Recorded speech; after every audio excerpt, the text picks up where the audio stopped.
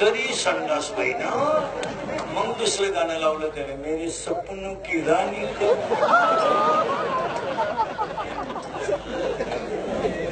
माझं कीर्तन ऐकून गेलेल्या माणसाला 6 महिने अटॅक आणि बीपी येत नाही, एकटाच हसतो घरी गेला. त्या डॉक्टरकडे जायचं नाही, ते पैसे मला देऊन टाकायचे. पण पाया पडून सांगतो, ही कीर्तन थोडीशी वाईट आहेत कानाला, पण गरज आहे का नाही बोला. आज आपण हे अर्जुन नावाच्या बाळाच्या अभिष्ट चिंतनाला सगळे देवाकडे मागू. त्यांच्या सगळ्या कुटुंबाला, आजोबा आजीला, आई वडिलांना, मामा मावशांना उदंड आयुष्य लाभू दे, हेच देवाकडे मागायचं. कारण हे इंद्रिकेचं कीर्तन आहे, हे कधी खोटं नाही ठरणार. मी 10 वर्षापूर्वी बोलत होतो ते आज खरंय, आज बोलतो ते कायम खरंय. मी 10 वर्षापूर्वी म्हणत होतो मजूर गाडी होईल, मी 10 वर्षापूर्वी म्हणत होतो मजूर बागायतदाराला याजाने पैसे दिली. मी 10 वर्षापूर्वी म्हणत होतो मजूर बागायतदाराची खरेदी घेतली. मी 10 वर्षापूर्वी म्हणत होतो पोऱ्या बापाच्या अगोदर जाईल, गेला. मी 10 वर्षापूर्वी म्हणत होतो पोरगी बापाला लग्नाचा लय लोट होणार नाही, निम्मे बाप मोकळे केले. मी 10 वर्षापूर्वी म्हणत होतो बहीण भावाला खचेरीत खिची, मी 10 वर्षापूर्वी म्हणत होतो बहीण मी 10 वर्षापूर्वी म्हणतो मी 10 वर्षापूर्वी म्हणत होतो रक्ताचे नाते संपतील, संपले. मी 10 वर्षापूर्वी म्हणत होतो आई बाबांचे हाल, आज प्रत्येक घरात त्याचे. सांगा मला याच्यातल्या नोकरी करता नोकरी मिळणार नाही तेव्हा म्हणत होतो मी. डीएड आपाप बंद पडले आणि बंद करायची गरज नाही पडली. आणि तीच अवस्था यावर्षी कोणाची झाली माहिती ना, डिप्लोमा. तुमच्यात आहे कोणी डिप्लोमा झाली का नाही अवस्था? डिप्लोमा बंद व्हायची वेळ आली का नाही? असंच म्हणा, डीएड कुणीही बंद केले नाही, त्यांचे तेच झाले. अजून आता फक्त शेतकरी आत्महत्या करतात, अजून 2 वर्षाला 2 माणसं आत्महत्या करतील. एक डीएड वाली मंडळी, आता नोकरी नाही, छोकरी नाही, छोकरी नाही, भाकरी नाही,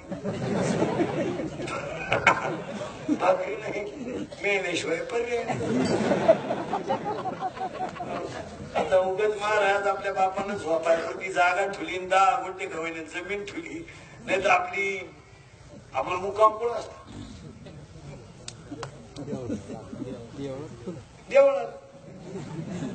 आणि म्हाताऱ्या माणसाला सांगतो पाया पडतो घरून, मी तुमच्या मुलासारखं आहे, मी मरण ना, हे मरणार नाही 5-25 वर्ष. तुम्हाला आपली आठवण येईल. म्हातारे माणसं तुमचं नाव उतार्यावर राहू द्या, माझं ऐका, जाऊ द्या मला नालायक म्हणा, पण नाव उतार्यावर राहू द्या. जर तुम्ही सगळा उतारा काढून दिला ना, मुक्काम देवळात. आणि म्हातारा देवळात मेल्यावर सुनबाई म्हणती त्यांना मोक्ष मिळाला. पुढे मेले म्हातारी माणसं झोपताना असं झोपत जा, आता याला मोकळं ठेवत नका जाऊ,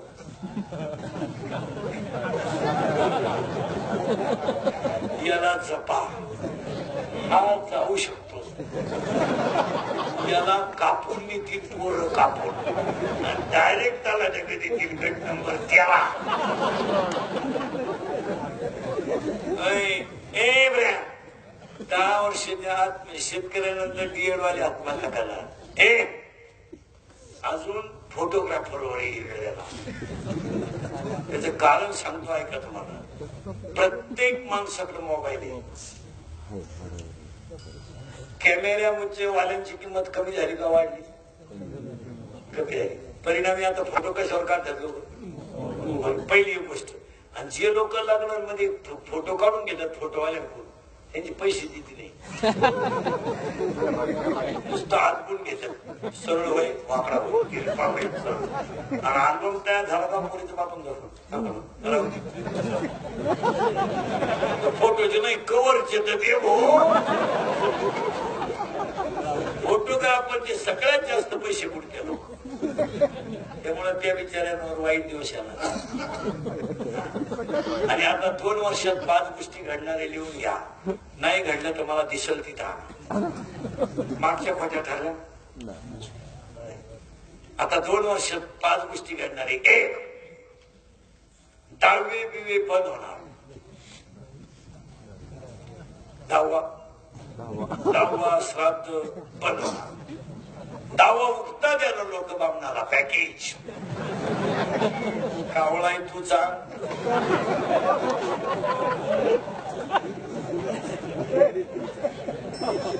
भातही तू शिजव चमनही तूच कर तुला नाही कोणी भेटलं ज्याचं प्रवचन ठेवलंय त्याचा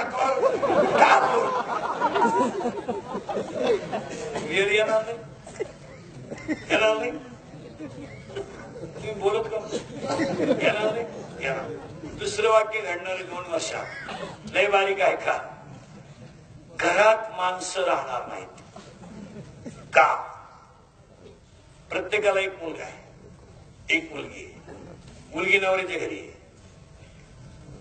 मुलगा बाहेर आहे घरात माणसं पुढे 6 खोल्या 2च माणसं म्हातारी आजारी पडली तर म्हातारा दवाखान्यात नेतो आणि म्हातारी आजारी पडली तर म्हातारा बायकोच्या डोक्यावर मिठाच्या पट्ट्यात होतो 2च माणसं येणार बायको लोक आई म्हातारी लोकांना विचारते रविवार कधी आहे का माझ्या पोरानं मला लुगडं नाही घेऊ पैसे नाही देऊ पण एक रविवार त्यानं येऊन मला भेटावा एवढी अपेक्षा आहे त्यानं किती इस्टेट जरी कमावली ना तर माझ्या स्थानातल्या दुधाचा एक थेंब तो कमवू शकत नाही त्याला 3 रविवार गेले सवड पुढे 1 रविवार सासऱ्याची बायपास होती दुसऱ्या रविवारी थोरली मिळवणी बाळातपणा लागते 3ऱ्या रविवारी धाकटी मिळवणी परीक्षेला गेली तिला सापडून आणाय गेली तिला निकालच घेऊन ये तिला काय याला दूध पाजणारे आईकडे पाहायला वेळ नाही संध्याकाळची वेळ होती आई शेतातून आली आईने चुलीला पाय लावले लुगड्याचा पदर पावसाने भिजला म्हणून शेकवला काय बोलायचंय मला तुम्हाला आईने डब्यात हात घातला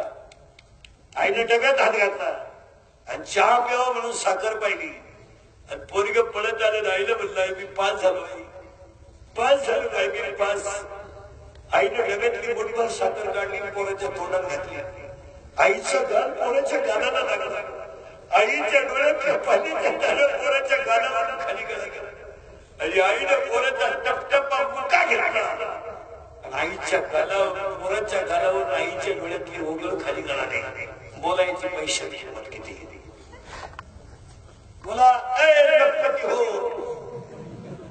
पांढरी केस खाली काढली म्हणजे माणसं सुधरत नाही उभ्यानं जेवली म्हणजे माणसं सुधरत नाही भारी मोबाईल घेतली म्हणजे माणसं सुधरत नाही संसार चांगला केला तर माणसं सुधारली पोरग पळत आलं आईला म्हणलं मी पास झालो आईने साखर पोराच्या तोंडात घातली पण पोरग म्हणलं आई मी नुसता पास नाही झालो मी नोकरीला लागलो आहे आई नोकरीला लागलो मी आईने संध्याकाळी पोरगा झोपल्यावर पोराचा शर्ट काढला बरा आणि जंगलावर खायला काढला त्या आईच्या डोळ्यातल्या पाण्याचं दगड ओला झाला इतकी रडली आई रडली आणि आईला पोरगा झोपल्यावर कानात सापडा केला कानातलं स्वतःच्या काचवर मोडलं आणि आई सकाळी पोरला म्हणते कोलगेट घे बनेल घे टॉयल घे अँडरपॅन्ट घे गोदडी ने गोदडी पोरग म्हणलं मी नोकरीला लागलो मला गोदडी कशा आमची आई म्हणजे गोणीत घातली गोदडी स्टँडवर आली एसटीतून माणसं उतरली आमच्या एसटीत चालली आईने पोरांच्या मांडीवर गोदडी दिली आणि दरवाजाजवळ उभी राहिली कंडक्टर आला आणि त्याने बेल मारली गाडी चालू झाली पोराला एसटीची काच खाली केली आणि बाहेर हात काढला शेतातला पान फुटाव तसा आईच्या डोळ्यातला पान फुटला. आई बरं एसटी निघून गेली. आई रडतच होती. 8 दिवसांनी पोस्टमन आला आणि आईला म्हणला पत्र आहे. पत्र आहे माझ्या भाऊचं आहे. अगोदर चहा पे नंतर वाच. पोस्टमन चहा प्याला आणि आईनं पैशी हातात घेतली. पोस्टमन पत्र वाचायला आणि आई पत्र ऐकायला. ऐका पत्र कसं होतं. 30 रुपयाच्या शिवेशी चिरंजीवचा दंडवत. पत्रास कारण की प्रवास चांगला झाला. आई खोली मिळाली. आई कामाला जायला लागलो. आई सारखी तुझी आठवण येते. आई तब्येतीची काळजी घे का आई. दादाची काळजी घे का आई. बाकी सगळं ठीक आहे. संपला पहिला पॅरेग्राफ आणि दुसरा पॅरेग्राफ ऐका. सगळेच राहिलं का आई तुला. सगळेच राहिलं आहे. सगळेच राहिलं का आई तुला. सगळेच राहिलं आहे. मी रस्त्याला येत असताना गाडी एका ठिकाणी जेवायला थांबली आणि गाडीतली माणसं रस्त्याच्या कडेला जेवायला बसली नाही. तो बांधून दिलेली भाकरी आई मी सोडून पाहिली. आई मी सोडून पाहिली.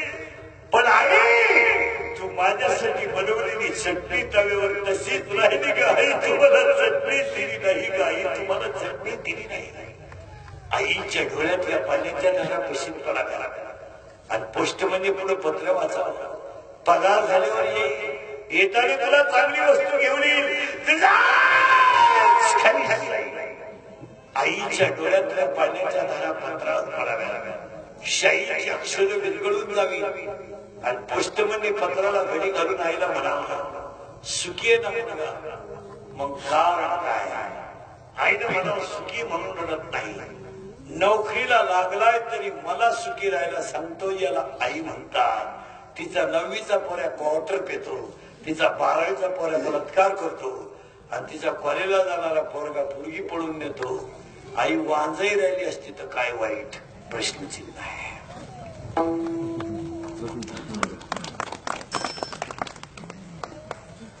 तिसरी गोष्ट घडणार आहे. शाळेत जातो का तू. कितीला आहे. सेमीला आहे का मराठी मिडियमला आहे. हा शेअर मराठी मिडियमचा आहे. तू इंग्लिश मिडियम आहे ना. हा लगेच लक्ष देतो. मी कसं बोला. मी नुसता समोर माणूस पाहिला ना हे बिवडं बिवडं एका मिनिटात सांगणार. हे पेत आहे का त्याची केलं सांगणार. समजा बसला पाहिजे आपल्या पोरांनी सांगणार. हे बघणार आहे. तू इंग्लिश मिडियमला हा मराठी मिडियमला काल बिल सांगणार. मराठी मिडियमची पोरं फ्रेश असतात. रिलॅक्स. तू मराठी मिडियमला हा लगेच लक्ष देते. तू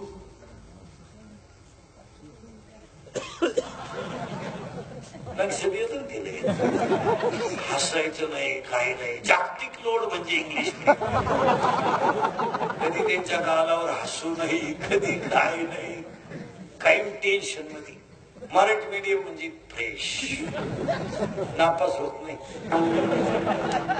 आणि काही आदत पाहिजे असं काही. रिलॅक्स.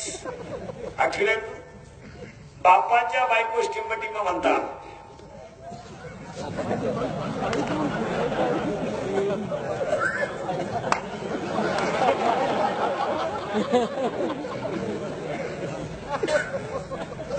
काय म्हणते रे बापाच्या बायकोला.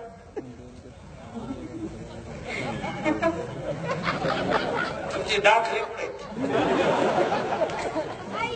करेक्ट. बापाच्या बायकोला काय म्हणतात. बरोबर सांगितलं होतं. त्यालाही बरोबर सांगितलं होतं. बापाच्या बायकोला काय म्हणतात. आणि बापाच्या आई बहिणीला आत्या आणि आईच्या बहिणीला नाही. ती नाही आहे ते पटकन जमत मावशी. आणि मावशी राहिलं तिकडे येईल. तिकडे फुल तुटलाय. हे शिकवावं लागेल पोरांना.